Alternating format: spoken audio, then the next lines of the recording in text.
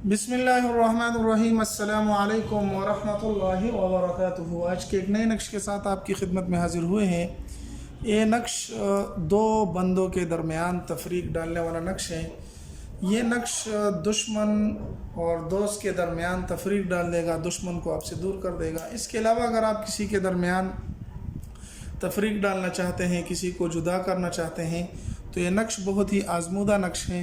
इसको आप बनाएं, इंशाअल्लाह आपको इसके अच्छे नताइज मिलेंगे। लेकिन नक्श की पूरी तफसीलात जानने से पहले आपसे एक ही दरख्वास्त है कि ये नक्श सिर्फ़ और सिर्फ जायज़ मकसद के लिए आप इस्तेमाल कर सकते हैं।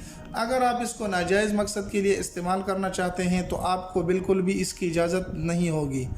ये नक्श है, लेकिन याद रहे मैं बार बार इसलिए कहता हूँ कि ये नक्श बहुत आजमूदा नक्श है, और इस नक्श को अगर कोई भी गलत इस्तेमाल करता है और कोई भी इसको दो बंदों के दरमियान तफरीक के तौर पर सिर्फ़ और सिर्फ अपनी ज़ाती मकसद के लिए इस्तेमाल करता है तो बिल्कुल भी आपको इसकी इजाज़त नहीं होगी।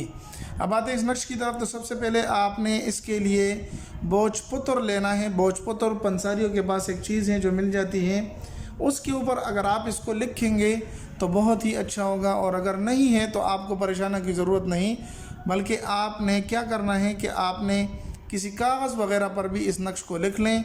साफ़ सुथरा कागज़ हो जिस पर लकीरें वगैरह ना हो। इस तरह के चार कोनों वाला एक बक्स बना लेना है।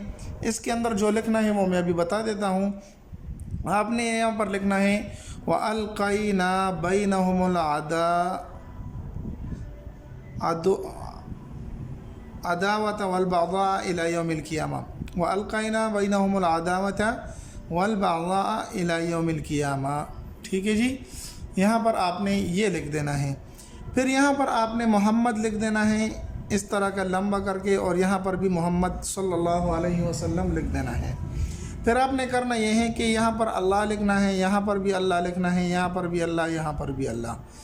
आप करने का काम जिसके लिए आप करना चाहते हैं, जिसके साथ तफरीक डलवाना चाहते हैं, तो यहाँ पर आपने लिख देना है फ़ला, यानी जिसको आप जुदा करवाना चाहते हैं, और यहाँ पर जिससे जुदा करवाना चाहते हैं यहाँ पर उसका नाम आपने लिख देना है। ठीक है जी, के दरमियान तफरीक हो, यहाँ पर उसके आगे आपने लिख देना है।